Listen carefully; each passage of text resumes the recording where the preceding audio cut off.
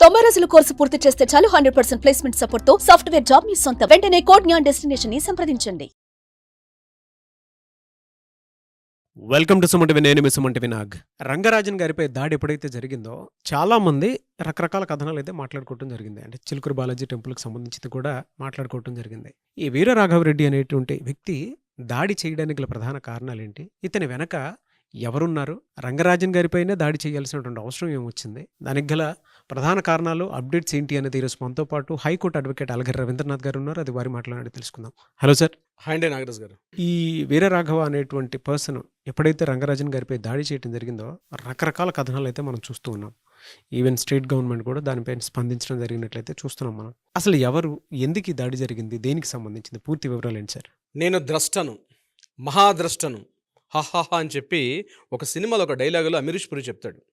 బహుశా అందరికీ గుర్తుండనే ఉంటుంది. ఈ వీడియో చూస్తున్న చాలామందికి కూడా. ఈ విషయం అంతా కూడా నా అదుపాజ్ఞాల్లో ఉంది. నవగ్రహాలు నా ఆధీనంలో ఉన్నాయి. మొత్తం ముక్కోడి దేవతలు నేను చెప్పినట్టుగా వింటారు. ఇది సోషల్ మీడియా వేదికగా ఒక వ్యక్తి చేసినటువంటి ప్రేలాపనలు అని చెప్పుకోవచ్చు. రామరాజ్యం అనే వెబ్సైట్ని ఏర్పాటు చేసి, రామరాజ్యం అనే ఒక యూట్యూబ్ ఛానల్లో అతను మాట్లాడేటువంటి ఈ ప్రగల్భాలు ఇప్పుడు నేను మాట్లాడిన మాటలు.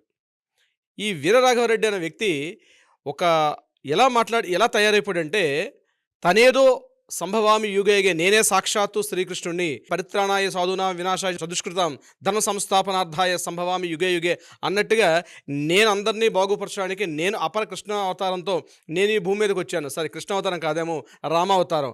నేను ఈ రామరాజ్యాన్ని స్థాపించడం కోసం ఈ భూమి మీద నేను ఆవిర్భవించిన మహానుభావుణ్ణి అని తనకు తాను ఫీల్ అయిపోయి, ఆ ప్రలోభంలో తను ఉండి తనతో పాటు మరో 10 మందిని ఏర్పాటు చేసుకునే ఒక రామరాజ్య సైన్యం అనేది అతను బహిరంగంగా ఎటువంటి భయం, ఏ భీతి లేకుండా వెబ్సైట్ వేదికగా ఆయన ఏర్పాటు చేసిన రామరాజ్య సైన్యం ఇందులో చెప్పిన మాటలు ఇప్పుడు నేను మీతో షేర్ చేసుకున్నాను నాగరాజు గారు.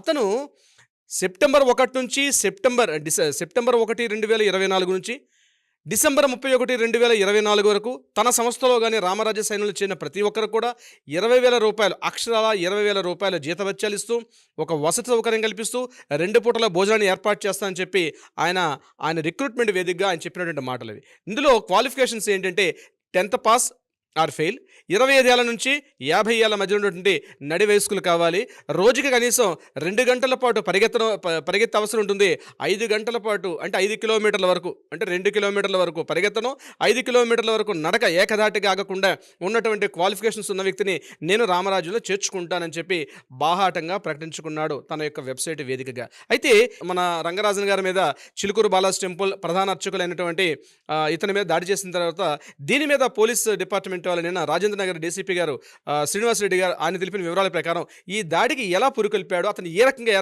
రకంగా వచ్చాడనే విషయాన్ని ఆయన క్లియర్గా చెప్పడం జరిగింది. ప్రధానంగా ఏంటంటే ఆయన మాట్లాడిన మాటల్లో ఈ విషయం ఎప్పుడైతే రిక్రూట్మెంట్ చేసుకున్నారో జనవరి 24వ తారీఖు నాడు ఈయన తణుకులో, అంటే ఆంధ్రప్రదేశ్ తణుకులో ఈయన ఒక ఏర్పాటు చేసి ఒక 25 మంది రిక్రూట్మెంట్ చేసుకున్నారు. ఆయన అక్కడే వాళ్ళందరూ కూడా ఈ 25 మెంబర్స్ కూడా వసతి ఏర్పాటు చేశాడు, భోజన సౌకర్యాలు ఏర్పాటు చేసి వీళ్ళందరి యొక్క డ్రెస్సుల యొక్క సైజులు తీసుకొని, అంటే బ్లాక్ కలర్ డ్రెస్ యొక్క సైజ్ తీసుకొని అక్కడ లోకల్గా తణుకులో ఉన్నటువంటి ఒక పర్సన్ తోటి ఈ 25 మెంబర్స్కి ఒక యూనిఫామ్ని ఆయన కుట్టించడం జరిగింది. ఒక టైలర్ తోటి అక్కడ ఒక లోగో కూడా క్రియేట్ చేశారు. వీళ్ళందరూ ఒక లోగో క్రియేట్ చేసి ఒక బ్లాక్ కలర్ షర్టు, ఒక బ్లాక్ కలర్ ప్యాంటు, ఒక బ్లాక్ కలర్ బెల్ట్, దానిపైన ఒక చిన్న లోగో, షర్ట్ పైన కూడా లెఫ్ట్ సైడ్ ఒక లోగో, అది కూడా ఫుల్ హ్యాండ్స్ షర్ట్స్తో ఉన్నటువంటి ఒక డిజైన్ చేసి ఈ తణుకులో ఉన్నటువంటి టైలర్ తోటి అంతా కుట్టించి వీళ్ళకి అందరూ కూడా డ్రెస్సెస్ ఇవ్వడం జరిగింది. అక్కడ నుంచి ఆయన కోటప్పకొండకు వెళ్ళడం జరిగింది. కోటప్పకొండలో ఆయన అక్కడ దర్శనం చేసుకుని తిరిగి అక్కడ నుంచి హైదరాబాద్ మణికొండకు కూడా రావడం జరిగింది జనవరి 24 తరువాత. ఇతను కొవ్వూరి వీరరాఘవరెడ్డి, ఇతను అనపర్తి వాసి, వెస్ట్ గోదావరి జిల్లా అనపర్తిలో ఇతను ఉండేటట్టుగా వివరాలు తెలియపరిచారు. ఇతను ఇక్కడికి వచ్చిన తర్వాత ఏంటంటే ఇతను తన వెబ్సైట్ ద్వారా, అంటే 2022లో రామరాజ్యం అనే వెబ్సైట్ని ఏర్పాటు చేశాడు. ఆ ఏర్పాటు చేసిన తర్వాత అందులో పూర్తిగా తను ఈ భారతదేశంలో రామరాజ్య స్థాపన చేస్తాను అంటే ఎవరిని పడితే రిక్రూట్ చేసుకుంటాడా ఈ రామరాజ్యంలో అంటే కాదట. కేవలం క్షత్రియ గోత్రికులు, అదేవిధంగా భరతవంశిక గోత్రికులు అని ఒక లిస్టుని ఇవ్వడం జరిగింది. ఈ గోత్రికులు ఎలా తెలుస్తారు అంటే రాష్ట్ర వ్యాప్తంగా ఉన్నటువంటి 27,500 దేవాలయాలు ఎక్కడెక్కడైతే ఉన్నాయో ఆ దేవాలయాల్లో అర్చన పూజాధికారి కార్యక్రమాలు చేసుకునేటప్పుడు, అదేవిధంగా శ్రాద్ధకర్మలు చేసేటప్పుడు అర్చకులు కానీ పౌరోహితులు కానీ ఎవరైనా వాళ్ళ యొక్క గోత్రాలు చెప్పేటప్పుడు ఓకే వీళ్ళందరూ కూడా క్షత్రియ గోత్రికులు, వీళ్ళందరూ కూడా భరతవంశిక గోత్రికులు అని చెప్తూ ఒక డివిజన్ చేసుకొని ఆ లిస్ట్ ఇవ్వమని చెప్పి ఆయన ఈ వెబ్సైట్ వేదికగా కూడా ప్రతి ఒక్క అర్చకులకి పురోహితులకు కూడా చెప్పడం జరిగింది. ఎవరైనా సరే నేను చెప్పినట్టుగా చెప్పకపోతే మాత్రం మా రామరాజ్యం ఏదైతే ఉన్నారో మా సైనికులు ఎవరైతే ఉన్నారో ప్రాణాలు ఇవ్వడానికైనా ప్రాణాలు తీయడానికైనా మా సైనికులు ఎప్పుడూ సిద్ధంగా ఉంటారు అని బాహాటంగా ప్రకటించుకున్నటువంటి ఒక వీర రాఘవరెడ్డి యోధుడిగా తను అభివర్ణించుకున్నాడు. అంటే తనకు ఒక దైవాంశ సంభూతుడిగా ఫీల్ అయిపోతున్నాడు ఆయన. అంటే ఈ దేశంలో నేనే ధర్మపరక్షణ కోసం ఈ భూమి మీదకి నేను ఆవిర్భవించాను అని చెప్పుకుంటూ తను ఈ వెబ్సైట్ ద్వారా రకరకాల ఈ పిచ్చి చేష్టలు ప్రగల్భాలు పలకడం జరిగింది. అయితే ఇతను మణికొండలో ఉంటూ వీళ్ళందరినీ అంటే తన సైన్యంలో ఉన్నటువంటి 25 మందిని తీసుకుని రిక్రూట్మెంట్ చేశారు. పాప అందరూ కుర్రవాళ్ళు. అందులో కొంతమంది నిజామాబాద్ లేడీస్ వచ్చారు. అదేవిధంగా కామారెడ్డి నిజామాబాద్ ప్రాంతంలో ఉన్నటువంటి కొంతమంది లేడీస్ కూడా ఈ వింగ్లో జాయిన్ అయ్యారు. వీళ్ళందరూ కలిసి మణికొండ ప్రాంతంలో మరొక మీటింగ్ పెట్టుకుని అక్కడి నుంచి స్ట్రైట్ అవే ఫిబ్రవరి 7వ తేదీ నాడు ఆ చిలుకూరు ప్రాంతానికి 3 వాహనాల్లో వెళ్ళడం జరిగింది. ఫిబ్రవరి 8వ తేదీ సాయంత్రం నాడు వీరందరూ కలిసి చిలుకూరు బాలాజీ టెంపుల్ రంగరాజన్ గారి ఇంటికి వెళ్ళి అక్కడ చేసేటి ఈ దుశ్చర్య మనందరం కూడా చూసిందే. కొన్ని ముక్కుపట్టేసాడు భగవద్గీత శ్లోకాలు కొన్ని ముక్కుపట్టి ఏదో ఒక ఆవేశపూరితంగా అంటే ఆ చెప్పే విధానం కూడా ఎలా ఉంటుందంటే నేను ఎంతకైనా తెగిస్తాను. ఈ వీడియో మొదట్లో నేను మీకు చెప్పాను, నవగ్రహాలు కూడా నా ఆధీనంలో ఉన్నాయి, ముక్కోడి దేవతలు కూడా నా ఆధీనంలో ఉన్నాయి. ఆయన ఆ మొత్తం వీడియోలో ఉన్నటువంటి అవన్నీ మనం చూస్తే ఆయన ప్రగల్భాలు ఈ మాదిరిగా ఉన్నాయి. 2 రాష్ట్రాల ముఖ్యమంత్రులు కూడా వార్నింగ్ చేయడం జరిగింది. దేశవ్యాప్తంగా ఉన్నటువంటి మన హైకోర్టు న్యాయమూర్తులు, సుప్రీంకోర్టు న్యాయమూర్తులు కూడా ఆయన వార్న్ చేస్తూ మాట్లాడు, మాకు ఇక్కడ ఉన్న ప్రజాస్వామ్యం మాకు అవసరం లేదు, ఇక్కడ ఉన్న రాజ్యాంగం మాకు అవసరం లేదు, మేము ప్రత్యేకమైన రాజ్యాంగాన్ని రాసుకుంటాము, మేము ప్రత్యేకమైన రామరాజ్యాన్ని మేము ఏర్పాటు చేస్తామని చెప్తూ ఈవెన్ దో ప్రధానమంత్రికి రాష్ట్రపతికి కూడా ఆయన ఇక్కడ నుంచి ఈ వెబ్సైట్ ద్వారా ఈ సోషల్ మీడియా వేదికగా ఆయన వార్నింగ్లు చేసినటువంటి విషయాలు కూడా మనకు కనిపిస్తున్నాయి. అంటే పూర్తిగా పైత్యం పెట్టేసింది. రాజ్యాంగ అధికారంలోనే కొన్ని సెక్షన్స్, చట్టాల్లో కొన్ని సెక్షన్స్, న్యాయమూర్తులను కూడా ప్రశ్నించే అధికారం మాకుంటుంది, ఇంపీచ్మెంట్ చేసే అధికారం మాకుంది, మేము చేస్తాము అని చెప్తూ ఆయన ఒక ఫోన్ కాల్ మాట్లాడారు. భీమవరం సీఏ గారితో మాట్లాడే అది కూడా మన సైట్లో ఉంది. భీమవరం సీఏ గారితో ఆయన మాట్లాడుతూ పలానా సెక్షన్స్ ద్వారా అక్కడ ఉన్నటువంటి జిల్లా కలెక్టర్ గారిని మీరు ఇమీడియట్గా అరెస్ట్ చేయకపోతే మేము అరెస్ట్ చేస్తాం జిల్లా కలెక్టర్ గారిని అని చెప్తూ ఒక ఆడియో కాల్ కూడా మనకు రిలీజ్ అవ్వడం జరిగింది. హలో అయ్యా, నమస్కారం సార్. నా పేరు వీరరాఘవరెడ్డి. చెప్పండి సార్. భీమవరం సబ్ ఇన్స్పెక్టర్ గారా? భీమవరం సిఏనండి. భీమవరం సిఐ గారా? అయ్యా, తమ నెంబర్ కంట్రోల్ రూమ్ నుంచి తీసుకున్నాం సార్. చెప్పండి. ఇది కొన్ని నేరాలకు పాల్పడినందుకు గాను సి నాగరాణి గారని డిస్ట్రిక్ట్ కలెక్టర్ గారిని party of BNSS part section 43 CRPC memorandum ఇచ్చి అరెస్ట్ చేసామండి. ఎవరినండి? District collector గారినండి.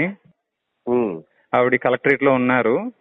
ఒకవేళ తమరు మరి ఎవరినైనా పంపిస్తే మేము ఆ ఫిర్యాదు ఆవిడని అప్పచెప్పేసి మీకు అన్ని ఎవిడెన్స్ కావాలంటే ఇస్తాం సార్. అర్థం కాలేదు మీరు చెప్పేది.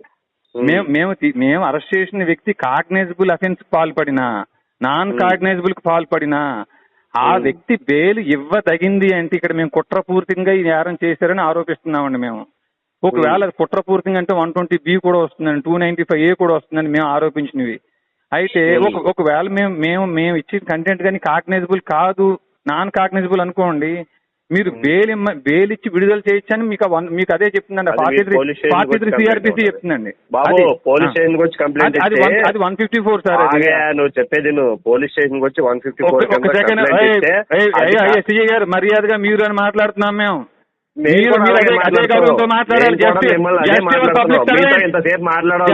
పబ్లిక్ సర్వెంట్స్ మీరు కాబట్టి మాట్లాడుతున్నాను. పబ్లిక్ సర్వెంట్ కి నువ్వు చెప్పేది ఏంటి? పబ్లిక్ సర్వెంట్ కి నువ్వు చెప్పేది ఏంటి అంటున్నాను. పబ్లిక్ సర్వెంట్ కి నువ్వు చెప్పేది ఏంటి? ఇక్కడ పబ్లిక్ సర్వెంట్ కి నువ్వు ఎమర్జెన్సీ ఏమన్నా ఉంటే పబ్లిక్ సర్వెంట్ కి ఫోన్ చేయి. నా డ్యూటీ నువ్వేం చేస్తావు? 43 సిఆర్పిసి కొత్త చట్టం బిఎన్ఎస్ సెక్షన్ 40కి మీరు పెట్టుకుని నేను వస్తాను. ఇప్పుడు నీకు అక్కడే ఉండు. Please come. సో ఆయనంత బహిరంగంగా అంటే ఎవ్వరికి జంకు బెంకు భయం బెదురు ఏమీ లేకుండా ఈ మొత్తం భారతదేశంలో రామరాజ్యాన్ని స్థాపిస్తాము అని ఒక పైత్యం పెట్టింది. ఒక పిచ్చి పట్టినటువంటి వీడిని తీసుకుపోయి అర్జెంటుగా ఎర్రగడ్డ మెంటల్ హాస్పిటల్లో కానీ లేకపోతే విశాఖపట్నం మెంటల్ హాస్పిటల్లో కానీ వీడిని చేర్చి వీడి కాళ్ళకి చేతులకు సంఖ్యలు కట్టి వేస్తే తప్ప ఇటువంటి పైత్యం మురిగిన వాళ్ళు ఇంకా ఎవరైనా ఉంటే దీని ద్వారా నేను చెప్తున్నానండి, హిందుత్వం అనేది కావచ్చు, ఇతరత్ర ఏదైనా కావచ్చు, కానీ ప్రజాస్వామ్యబద్ధంగా రాజ్యాంగబద్ధంగా మన చట్టాలు, మన కోర్టులు మనకి ఇచ్చినటువంటి మన హక్కులు, మన బాధ్యతల్ని గుర్తెరిగి మనం ప్రవర్తించుకోకపోతే, ఇతని మీద భారీగా చర్యలు తీసుకోకపోతే రాబోయే రోజుల్లో ఇట్లాంటి మేధావులు, కుహానా మేధావులు, సూడో సైకిక్ మేధావులు, అంటే రాడికల్ ఐడియాలజీ ఉన్నటువంటి వాళ్ళు ఇంకా పెరిగి ఈ దేశాన్ని, ఈ ప్రభుత్వాల్ని, మన రాజ్యాంగాల్ని ఈరోజు నివసించడం అన్నటువంటి స్వాతంత్రాలు కూడా పూర్తిగా మర్చిపోయి ప్రజల్లో అలజడిని సృష్టించే ఒక రకమైనటువంటి సూడో సైకిక్ రాడికల్స్ తయారయ్యే అవకాశం ఉంటుంది. నేను ప్రభుత్వాలకి నేను చెప్తున్నాను, నిన్న రేవంత్ రెడ్డి గారు మాట్లాడి, రంగరాజన్ గారితో మాట్లాడడం చాలా హ్యాపీ అనిపించింది. అంటే పార్టీలకు అతీతంగా, వర్గాలకు అతీతంగా ప్రతి ఒక్కరూ మాట్లాడారు. నాన్న రంగరాజన్ గారిని సానుభూతి చేశారు. ఎందుకంటే ఆ మహానుభావుడు చేసేటువంటి కృత్యాలు ఒకటా రెండా, హిందూ ధర్మం పరిరక్షణ కోసం ఆయన కంకణం కట్టుకుని తన జీవితాన్ని పణంగా పెట్టేటువంటి మహానుభావుడు రంగరాజన్ గారు. ఆయనకి పార్టీలకు అతీతంగా కేటీఆర్ గారు వెళ్ళారు, ఆయన ప్రత్యేకంగా వెళ్ళి పలకరించి వచ్చారు.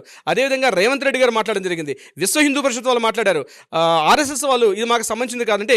ఇక్కడ ఏం జరుగుతుంది, కొంతమంది దీన్ని అడ్వాంటేజ్ తీసుకుంటారు, అంటే ఒక వర్గం వాళ్ళు అడ్వాంటేజ్ తీసుకుని ఇది భారతదేశంలో మోడీ నియంత్రణలో పోకడంలో, మోడీ యొక్క విషయంలో ఇటువంటి చాలా జరుగుతున్నాయి, భారతదేశంలో మత వ్యాప్తి కోసం ఇట్లాంటి వాళ్ళు తయారయ్యారని చెప్పి కొన్ని వీడియో ఛానల్స్ వాళ్ళు కూడా దీన్ని అడ్వాంటేజ్ తీసుకుని మాట్లాడే ప్రయత్నం చేస్తాను. దయచేసి నేను ఈ వేదికగా నేను చెప్తున్నానండి, as an being an advocate, నేను చెప్పేది ఏంటంటే అడ్వాంటేజ్ తీసుకోవద్దు. తప్పు ఎక్కడున్న తప్పుని మనం ఒప్పుకోవాలి, అంతేదాన్ని దీని అడ్వాంటేజ్ తీసుకొని ఇదిగో దీనివల్ల ఇలా జరుగుతుంది కాబట్టి ఇది రాంగ్, ఇది రైట్ అని జడ్జ్ చేయడానికి మనకు అవకాశం లేదు, మనకు అధికారం లేదు. కేవలం దీని కోర్టులు ఉన్నాయి, చట్టాలు ఉన్నాయి, అవి చూసుకుంటే విషయాన్ని కూడా ఎవరైనా సరే, ఏ సంఘం వాళ్ళైనా సరే, ఏ మతం వాళ్ళైనా సరే, ఇటువంటి భావజాలు ఉన్న వాళ్ళు ఇమ్మీడియట్గా తమ యొక్క భావజాలను తగ్గించుకోకపోతే భారీ మూల్యం చెల్లించుకుంటారు. నాగరాజ్ గారు ఫర్దర్గా కూడా అంటే ఇటువంటి ఆకృత్యాలు జరగకుండా ఉండాలని మాత్రం మనస్ఫూర్తిగా కోరుకుందాం.